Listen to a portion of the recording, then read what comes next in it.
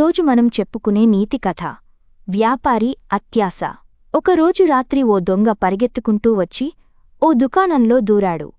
ఏయ్, ఎవరు నువ్వు అని వ్యాపారి ఆ దొంగను నిలదీశాడు.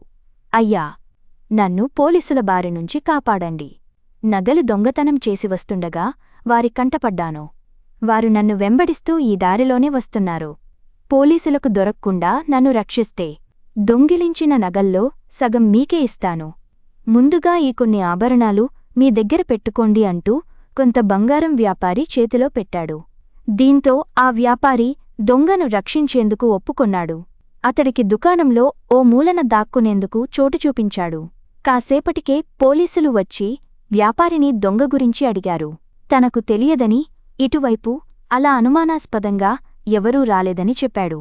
దాంతో పోలీసులు దొంగను వెతుక్కుంటూ ముందుకు వెళ్ళిపోయారు. కాసేపటి తరువాత దొంగను తన వాటా ఇవ్వమని వ్యాపారి అడిగాడు. వెంటనే దొంగ తన సంచిలోంచి కత్తి బయటకు తీసి అరిస్తే చంపేస్తా అన్నాడు. ఇందాక తాను ఇచ్చిన నగలతో పాటు గల్లాపెట్టెలో డబ్బంతా తనకు ఇవ్వమన్నాడు.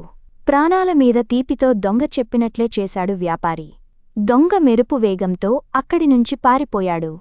అత్యాశతో దొంగకు ఆశ్రయం కల్పించడం వల్ల తన డబ్బు పోయిందని బోరున విలపించాడు వ్యాపారి.